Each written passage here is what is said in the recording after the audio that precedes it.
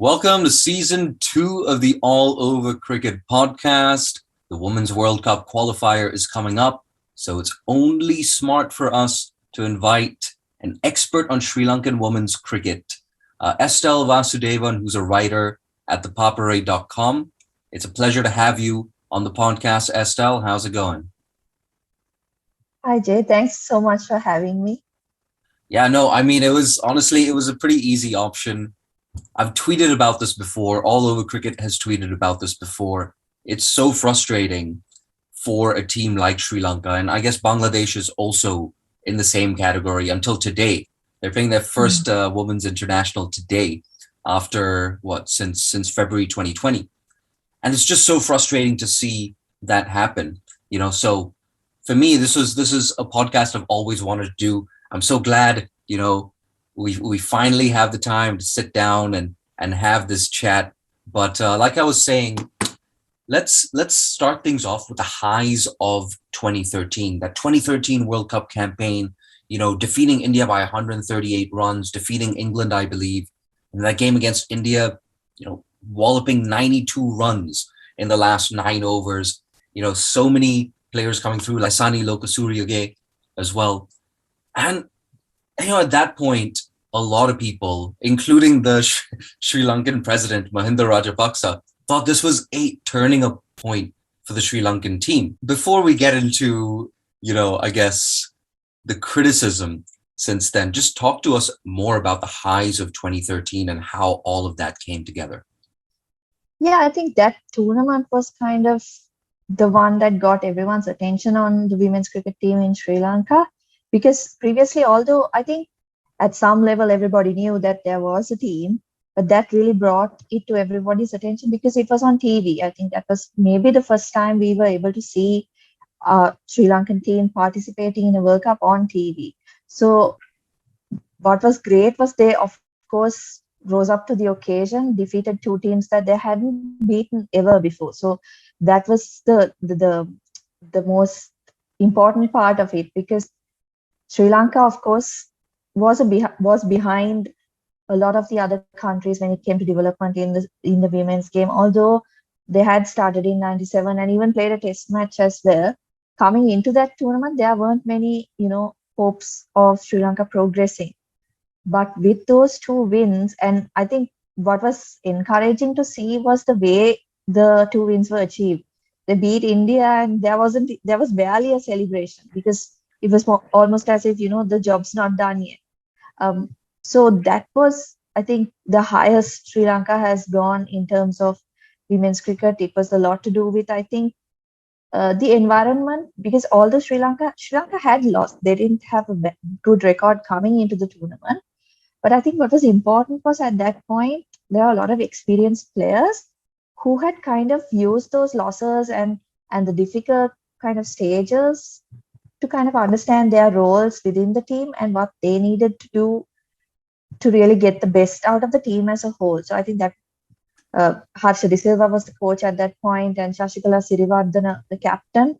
They managed to really get the most out of the limited resources they had, because I don't think the squads or the pool from which to choose from at that time was as big as it is now.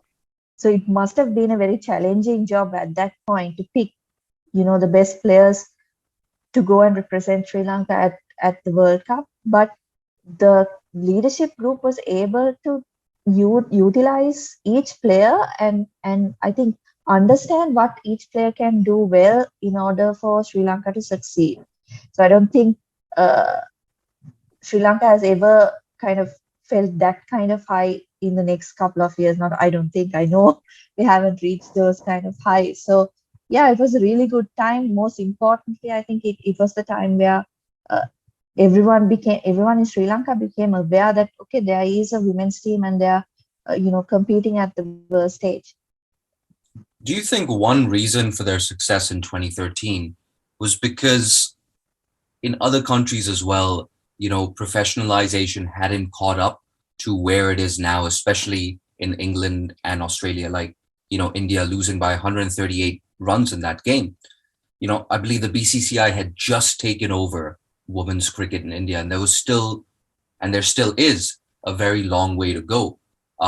So do you think that was a reason compared to now, where England with 100 and the domestic contracts? I believe they have 56 domestic contracts now, outside of the national team and the nationally contracted players. So do you think that was also a factor back then?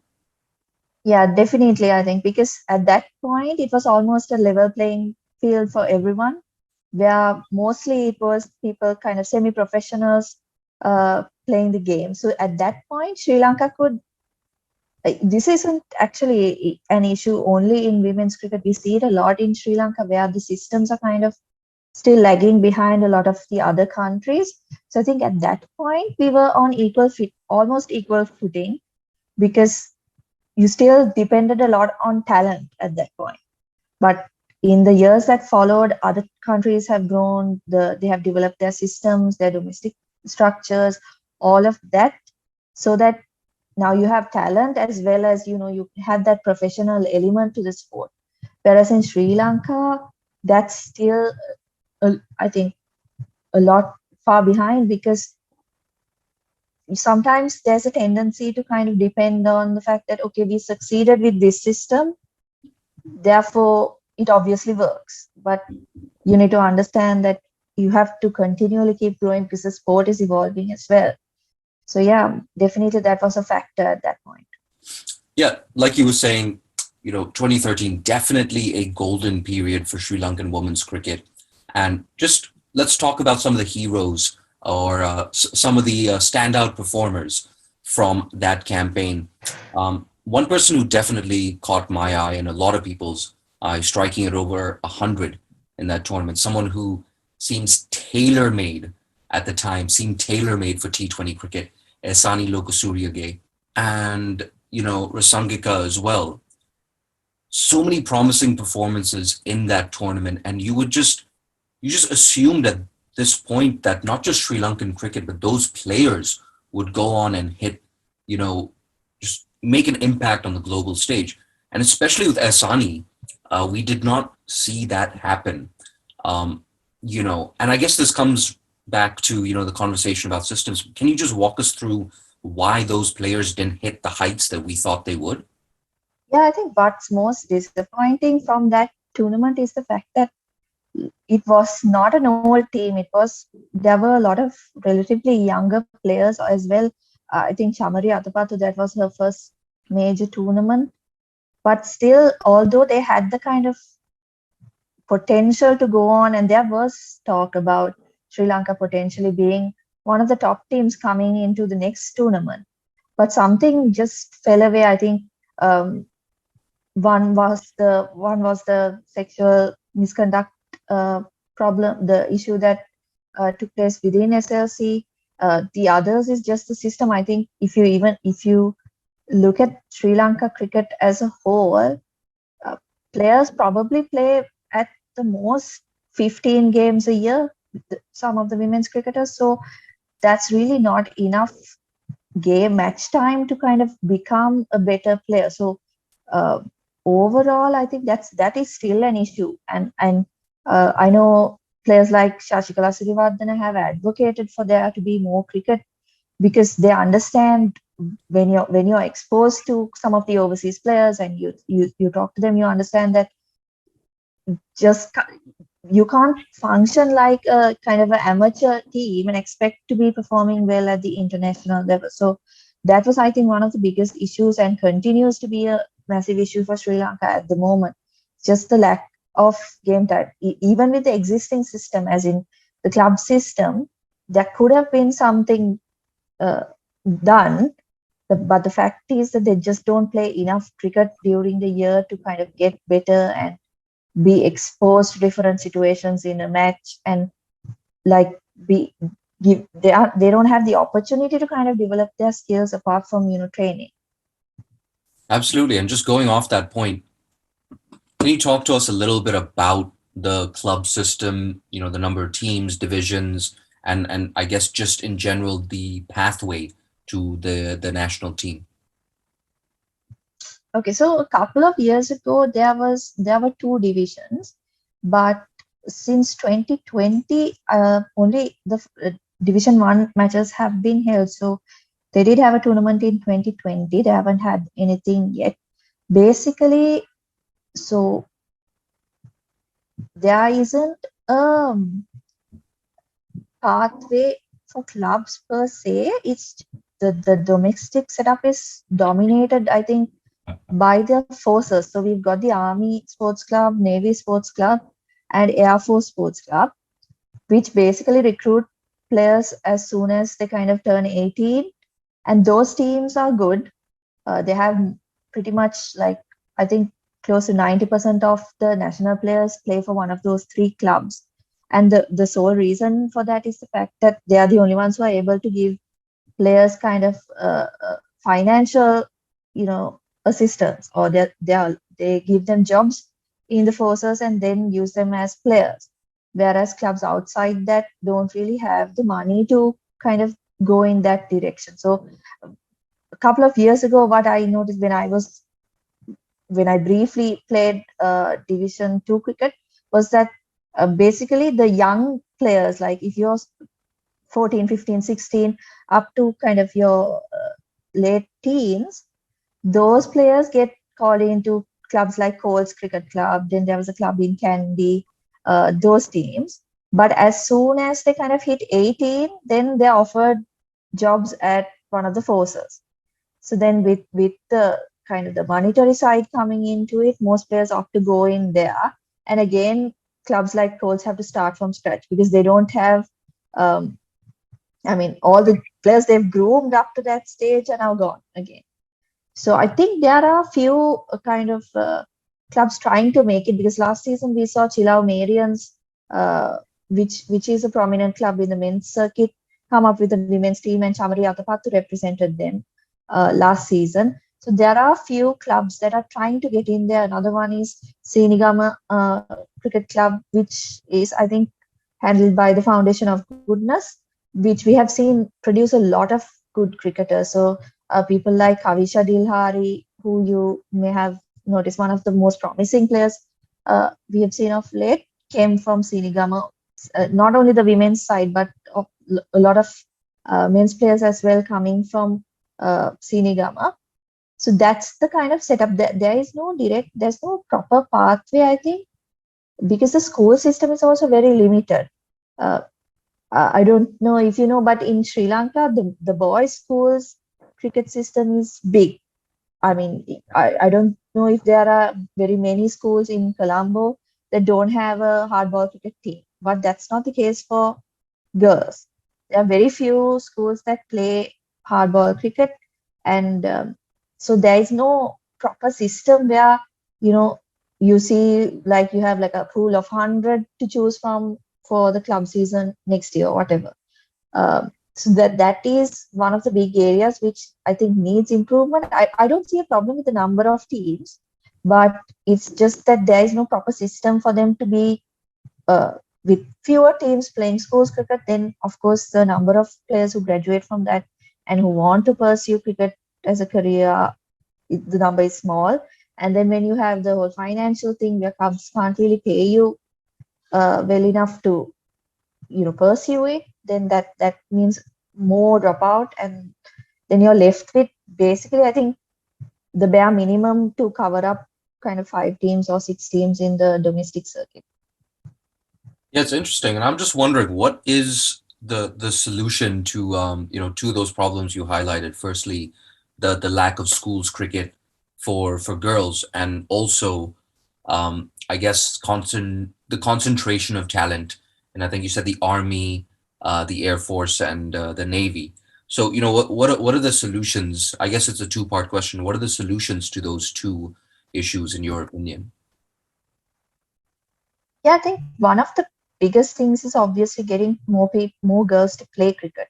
So I think that's where the national team, I think, it's very important, because seeing your people from your country playing at world events, playing other countries, playing international cricket, would encourage a lot of girls to start playing cricket. I know I spoke to Shashikala Sirivardhan a couple of months ago, and she has an academy where there are a lot of girls who also come. So I was asking her how she is seeing the growth of the popularity. So according to her, where she had maybe 5 to 6 players maybe 10 years ago or 5, 6 years ago, now she has more than 40 players. So that is purely through the fact that people are seeing, girls are seeing things on the TV, they're seeing it on the internet, they're seeing people like Chamaria Tapat to go overseas, play in the WBBL, they're seeing them go, and that's the thing that can encourage girls to play cricket. And once more of them play, then obviously then your talent pool is much bigger and you have a much bigger group of players to pick from. Uh, in terms of what the solution is, I think at maybe before COVID, there were certain plans, I think, to go out there outside Colombo and get schools to get involved in girls cricket, provide whatever equipment they need. Of course, cricket, that's the one big barrier, I think, is the fact that you need equipment. You can't just pick up a ball and play. You need to have if you're going to play leather ball cricket, then you need to have the proper equipment. So that's something that Apsari Tilakaratne has been driving for Sri Lanka cricket. She also came up with the plan to um, host these big matches between schools cricket teams. So in Sri Lanka, there's a big match kind of scene in the boys' side where you have rival schools competing against each other, and that's a massive part of the school's cricket calendar early in the year. So she wanted to create something like similar for the girls as well, which I think was a brilliant idea. Unfortunately, didn't really come through for most schools. I think there were a couple of schools that had the big matches, but uh, the plans didn't quite work out. So they are trying to get more girls to participate by going outstation. There are provincial coaches also who have been employed, I think, by Sri Lanka Cricket, who go to these schools and kind of get an idea of what is needed for them to start playing. So that's something that it's still in kind of the very early stages, but hopefully that will be invested in, and we will see more and more girls coming through that school system so that the club system will be more robust and more competitive. Absolutely. And just going off one thing you said there as well, the impact of COVID, right? And okay, I'm willing to accept COVID has disrupted the cricketing calendar in so many countries across men's and women's cricket. You see it a lot with associate nations as well. But on the other hand, you have around 20 nations or 25 or perhaps even 30 nations whose women's team have competed in the last year and a half in some form or the other, internationally, of course. Is there any excuse for the Sri Lankan women's team not playing any international cricket? I know something was planned, something was in the works with India and perhaps Bangladesh. I don't know if I'm just imagining this. And at the end of the day, it's been almost 600 days. Is there, at what point does COVID stop being an excuse for Sri Lanka cricket?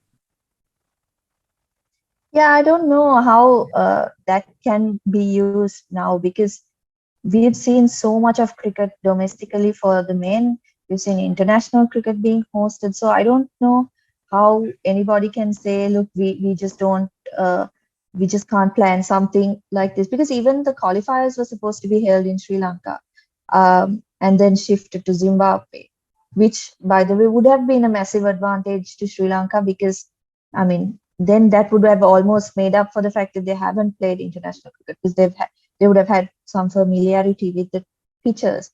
But uh, I don't know. There's no way anyone can say that it's COVID, because everything else has commenced. We've seen we've seen one season of the LPL and another season coming up. We've seen international cricket being hosted. We've seen the domestic men's tournaments hosted. So I don't think there is any excuse to say uh, excuse saying that it's because of COVID.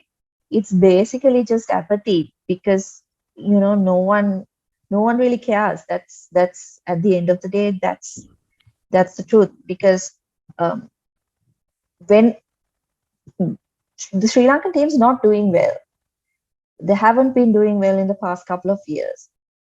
But if they were doing well, we would have seen a lot of people joining that bandwagon and trying to get things going. But it's almost a cycle, right? You don't give them enough games, you don't give them the resources they need, they're not going to get better. So it's almost as if like it's going in this unending circle where now when they play and they don't do well, then you talk about what's the point in investing in this team, they're not performing well. It goes round and round. So I don't know, like you just have one look at the men's calendar and it'll tell you that Sri Lanka Cricket have not done enough for the women's team in the past. They have done things like providing a separate training facility. They've got a high profile coach. They've supported the players in terms of the dietary stuff and all of that. They've done all of that. But this is, at the end of the day, you're not doing the team a favor. It's an international team, and if you want them to do well internationally, then they need to have games. They need to be playing consistently. Yeah, no, absolutely. And you look at a team like Thailand as well. The Cricket Association of Thailand, not nearly as well endowed as Sri Lanka, a full member, right, who get tens of millions of US dollars per year in ICC grants, right? And that's to go along with, the revenue coming in from bilateral cricket. We're talking about a vastly greater budget at their disposal.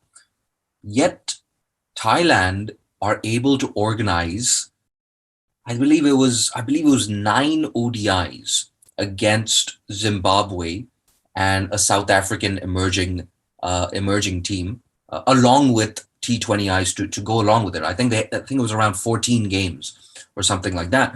Now Thailand is able to organize that, right? Bangladesh as well.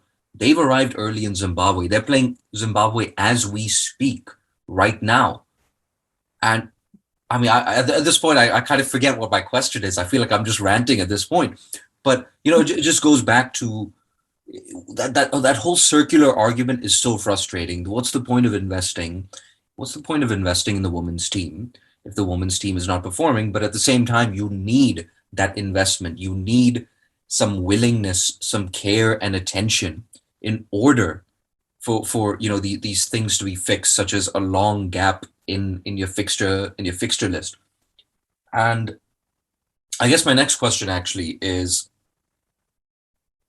and I mean, I know the answer to this question. I know my opinion on this. I'm pretty sure I know your opinion as well. But I just want to hear it in your words as well.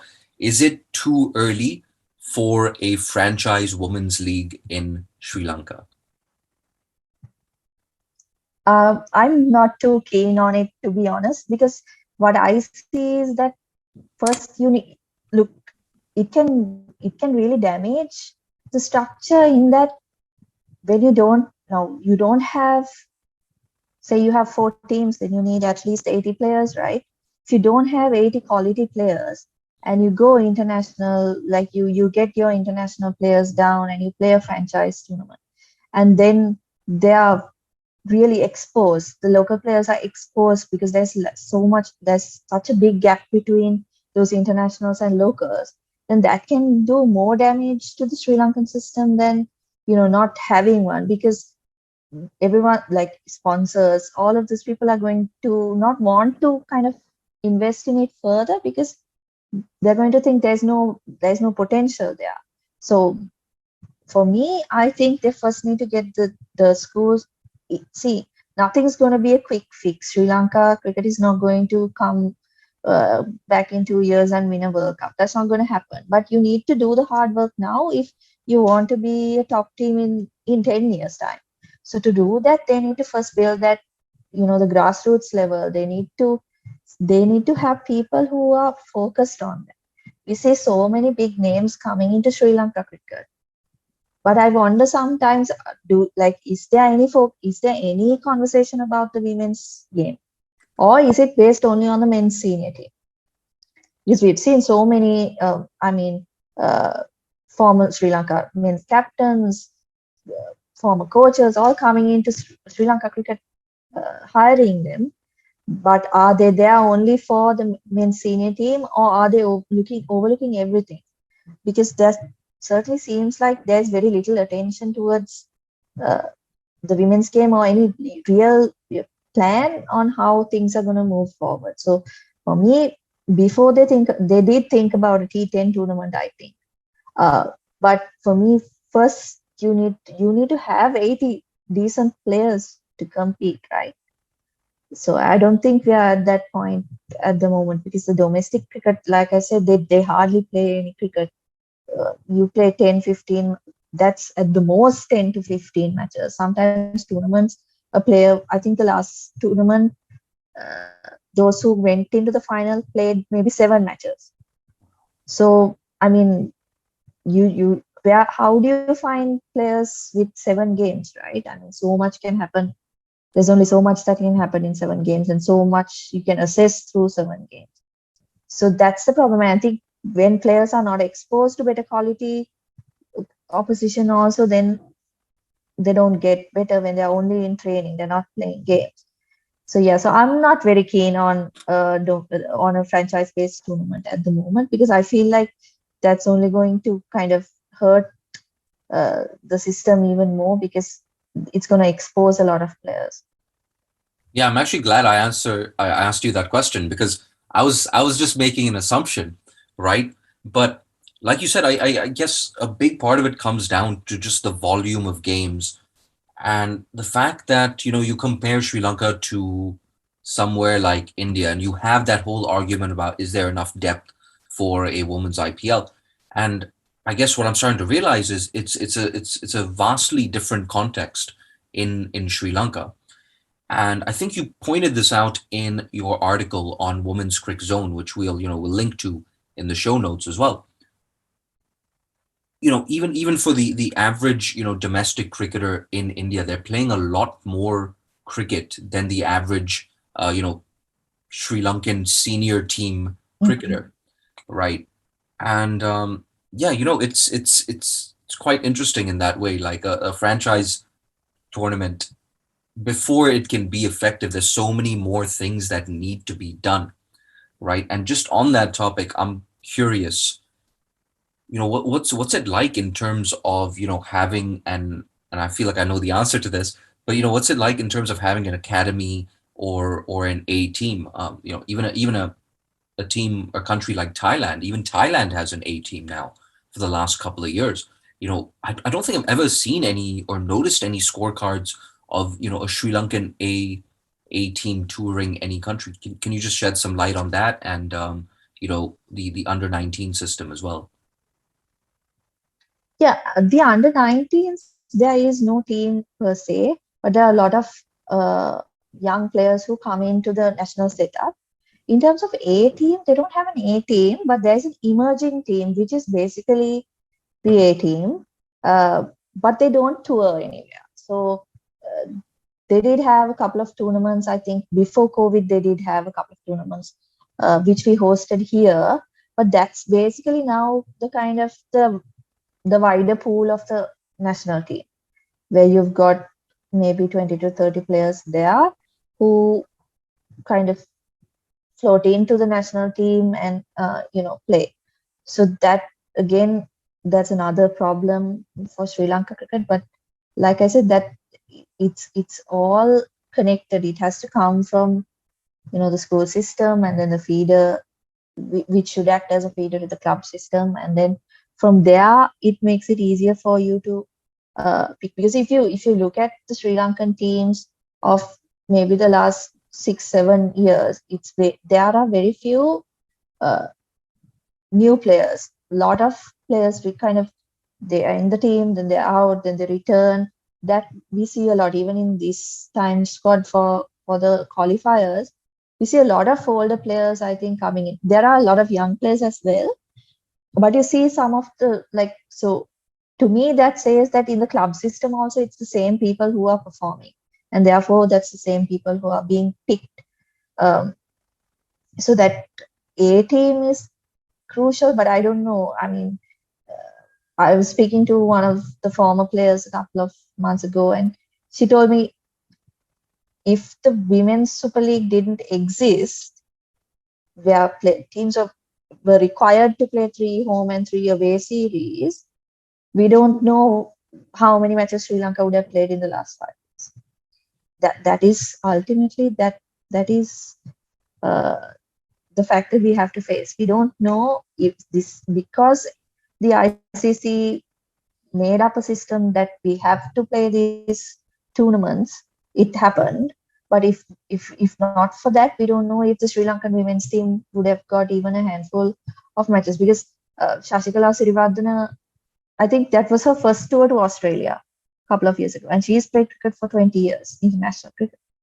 So when that is a situation for the national team, uh, you know, thinking about A team tours, I don't know how realistic it is to expect some progress on that. Yeah, it's interesting you say that, and I feel like at this point, we're painting a bit of a grim picture for the audience right now, but and it might, who knows, maybe it's going to get even more grim, right? But I'm just wondering, like, who actually makes these decisions? It sounds like there definitely isn't a specific women's wing in Sri Lankan cricket, and for the people making these decisions, I'm guessing it's mainly men who are making these decisions. Like, what is what is the situation with gender parity on the Sri Lankan board? Yeah, I think in terms of who is making the decisions, it's the Sri Lankan board as a whole, and as you mentioned, majority of them are males. But they have appointed a few people like Apsari, as I mentioned before, to kind of basically handle the development of the sport. So what I see is that there is, on her part at least, what I've seen is that there is the want, she wants to do a lot of things, but whether she is able to get the support needed for those is the question. They do get funds, like I mentioned. They have provincial coaches and district coaches who she goes with, visiting schools outside Colombo to get them to play, and then to see about what equipment they need and the resources they need and all of that. So that there is some kind of investment there, but it kind of falls by the wayside when you need to make it a priority. So, for example, Sri Lanka Cricket hosted the Bangladesh under-19s last month. They are currently hosting the Pakistan A men's team. And like I mentioned, we've had a number of international tours going on as well. So generally, what you should see from what you would expect to see from a board is that the 2 national senior teams are the priorities. But here, what seems to be happening is that sometimes, or most of the time, the women's team is, if there are 3, if only 3 tours are possible, or they have the resources for 3 tours, then it's going to be the senior men's team, the under-19 team, and the men's A team. The women's team is not a priority. So that is the problem, because, like I said, they've sometimes, I think, even they've invested so much monetarily, like in getting together a high performance center for the women and all of that. So that's a very good step, and that's a step in the right direction. So when you're investing so much, why aren't you giving that little bit extra you need to kind of make something out of that investment, right? Because at the end of the day, you're spending your money, you're putting resources into that. So why not put that little bit more and kind of get it to a level where, and like you said, there is a massive market for it now. So that's one of the biggest problems I have with it, is that it's never prioritized. Yeah, they will pay the players, they will give them all the equipment they need, get them sponsorships. I think a lot of players now have they weren't back sponsorships or equipment sponsorships. Now they do have those things. So that's there, but like that, it's almost like that final step towards getting them, uh, giving them that opportunity to get to the next level. Sometimes it just falls through.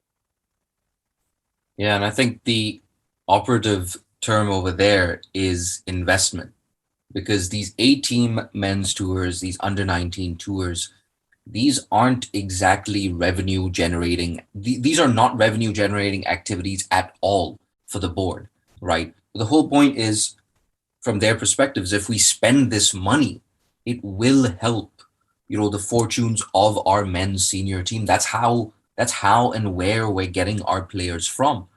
And man, I mean, honestly, I feel like a lot of our audience have probably had their tissues out at this point. This might be one of, if not the single most grim, upsetting, infuriating, yet educational podcast we've had so far.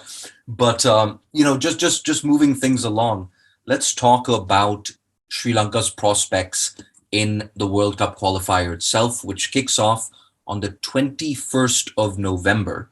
Um, Now, Group A, the sad news obviously coming in yesterday that PNG won't be able to send a team with, because a lot of their team have tested positive for COVID, and they simply cannot get a team together. So that's quite sad. And at this point, we're left with the possibility that we may only have four teams in Sri Lanka's Group A, which features Ireland, the Netherlands, and you've got to believe the favorites for that group, the West Indies. Now, three out of these four teams, perhaps a fifth, if the ICC managed to get a replacement team in, but three out of these four or five teams are going to go through to the Super Six stage, out of which two go through to the World Cup. So, firstly, just talk to me about Sri Lanka's, I guess, prospects in Group A, but also as a whole in the tournament. Like, what are you expecting from Team Sri Lanka? Yeah, I think overall, Sri Lanka would expect to make it into, isn't it the top three going through to the World Cup? I think it's the top three. It might be the top three. Maybe I'll edit this bit in the podcast. Yeah. But So yeah, overall, I think Sri Lanka will be confident that they will be able to go through to that Super Six round. From that point is when it's going to get tough, because you've got four teams that have played pretty good cricket in the recent past. So you've got West Indies, of course, as you mentioned, the favorites, I think, to finish on top. Then you've got Pakistan, who've also done really well and have a very good record against Sri Lanka in the recent past. And you've got Bangladesh, who've done well against other teams apart from Sri Lanka. Sri Lanka surprisingly has, dominated them in the most recent years. So those will, in my opinion, will be the three teams that Sri Lanka will have to compete hard with in order to finish in that top three. So my thinking is West Indies and Pakistan will go through as the top two teams. So Sri Lanka will have to battle it out with Bangladesh. But of course, we don't know because we haven't seen them play in the last 1.5 years, and we haven't seen them in ODI cricket for nearly 2 years now. So that's going to be the thing. Like, until you see the team, I think on the first game, during the first game, I think they're playing Netherlands on the 29th. Nobody's really sure of what's going to happen, because no one has just seen them. So should be interesting. I think I'm optimistic that they will go through to the Super Six, but from there it's going to be challenging against teams who have played more cricket and come through during the last year or so. is it possible against teams like Ireland and the Netherlands? I genuinely feel that one of those two teams, Ireland of course, the Ireland, of course, a bigger threat than the Netherlands. I genuinely feel like one of those two teams, Ireland with a lot of international cricket, including the T20 qualifier as well, the T20 Europe qualifier, and playing preparatory games in England as well. I just feel like there's a real chance that a well prepared Irish team could upset Sri Lanka, which of course Sri Lanka can still go through to the Super Six if that does happen. But it's interesting what you said, because we don't know what Sri Lanka is gonna, what version of Sri Lanka is gonna turn up, how good they're gonna be. But I guess we've seen a little bit of a glimpse of it with Chamari Atapattu. She hasn't had the best WBBL just now. And if someone like Chamari, it's quite rare for Chamari Atapattu to show up in Australia playing playing Australian bowlers and not performing, you know. But I mean, I kind of forget my question at this point, but it just goes off your point. We don't quite know which version of Sri Lanka is going to turn up. And yeah, I mean, it must be really frustrating, as both someone who covers the game, but also as a journalist to see, to just be so out of the blue and not quite know which version of Sri Lanka is going to turn up. Yeah, I think with Chamari, I was really happy that the Scorchers only got 3 internationals, because that meant that she would get as much game time as possible for them. So I think although she hasn't made a lot of runs, and I'm quite surprised they haven't used her with the ball at all.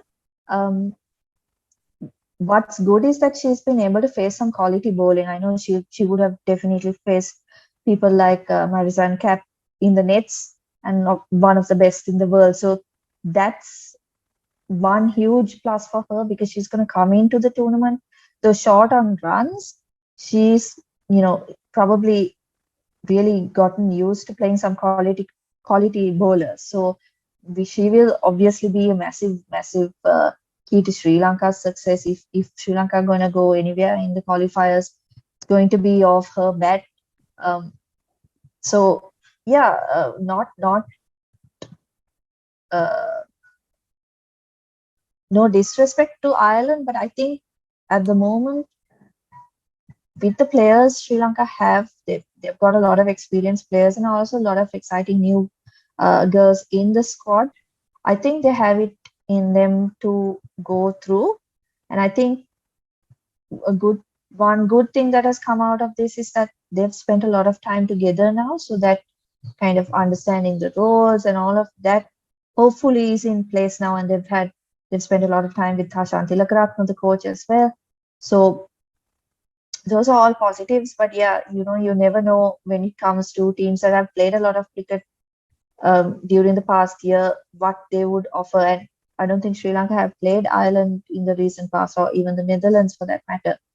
So should be interesting to see. But I think that they'll do reasonably well in the first round. It's going to be tricky in the Super Six, where they have to push towards finishing in the top 3. Absolutely. And just to, round things off on a more positive note, talk to us about some of the youngsters coming through the system, and, the youngsters that we can, look out for in the qualifier. Yeah, so they've got 3 teenagers in the squad: Vishnu Gunaratne, Imesh Adulani, and Sachini Nisansala. Vishnu Gunaratne actually last year during the domestic season became Sri Lanka's youngest centurion in List A cricket. She made 100 against Chamari Atapattu's Chila Umerian. So that was, I think, a massive moment for her. And as a result, it's seen her pulled into the Sri Lankan national team.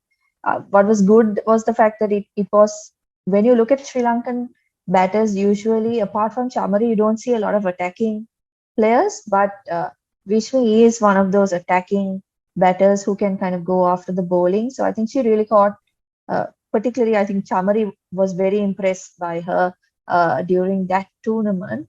So she is one we've all got our eyes on. Hopefully she gets to play, because, as you know, Sri Lanka might take kind of a conservative approach and opt to go with the more experienced players. But if she does get to play, I think it will be really exciting to have someone like her batting with Chamari Athapattu at the top of the order, maybe.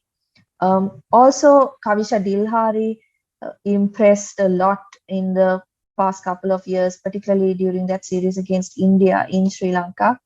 I think what stands out for me when it comes to her is the fact that she's got a lot of confidence. She's not um, she's by nature an attacking player, whether it's in the field or with the bat or with the ball, uh, a very attacking cricketer.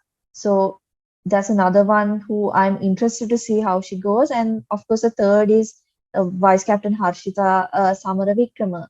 Uh, Still very young, I think she's 23 or 24, is more suited to the 50 over format, I think, because she does take a bit of time, but is very much a touch player. So I think in a top order that's going to rely a lot on Chamari Athapattu, you need someone like Harshita to kind of steady things and bat through the innings, because as you would expect, I don't think we can expect too many massive totals in the tournament, apart from maybe when the West Indies is playing. So you will need that player to kind of play that anchor role and bat through the overs. So Harshita will be a good option there. The bowlers, you've got Udeshika Prabodhini, the left armer, very seasoned campaigner, and is excellent. I think very underrated bowler with the new ball in particular. So she'll be the key starting the innings of Sri Lanka with the ball. Uh, there are a lot of promising, I think, players in the side. It's just that, like I said, we don't know what to expect from them now coming in after such a long break from international cricket. Random question. Are you surprised that over the years, someone like Udeshika hasn't received any sort of franchise deal and we haven't seen her in overseas T20 leagues?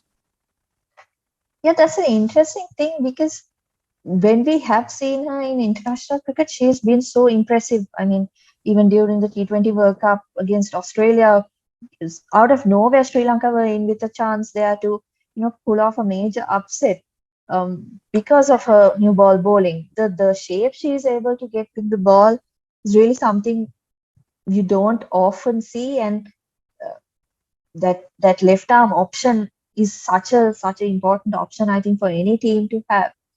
For me, the fact of the matter is, to pick for overseas franchises to pick her, they need to see her playing, and we don't see her playing enough cricket. That is the problem. So someone like Chamari Athapattu now, she's playing a lot of domestic leagues. She's been to the UK, she's been to the WBBL, she's been to the women's IPL. So people are able to see her, and kind of obviously through international cricket, you know what she's capable of and what she brings to the table. But for people like, I'm sure there are a lot of other players in Sri Lanka also who have that potential. It's just that sometimes it's just too much of a risk for a overseas league to invest on a player who they, they've hardly seen, or who's hardly had it. Like even Chamari Athapattu, I think that was a massive gamble to um, by the Scorchers to bring her in, because she hadn't played any cricket during the past year. But of course, she's such a quality player. She's able to adjust. So yeah, that's been the major issue. So that's why it's so. Sorry, I'm going back to it being very grim story, but the what's sad about it is that there are, through not playing international cricket, you could potentially also be, these girls are losing out on opportunities they could potentially have. So that's sad, because even if they don't, go far in international cricket, in the men's game, even the auxiliary players kind of have opportunities to go overseas to, play in franchise leagues, make a living out of that. But for the women, that's what's sad to see, because it's either you play international cricket or you play club cricket, and you don't get enough, so nobody sees you, and then don't get opportunities beyond that. Well, Estelle, thank you so much for coming on the All Over Cricket podcast. It's been an illuminating chat. It's been a little grim and sad at times as well. But just to round things off, just walk us through, your social media handles if people want to find Estelle Vasudevan, like what's your Twitter handles and all your social media cred. Yeah, so you can follow me on Estelle Vasudevan on Twitter.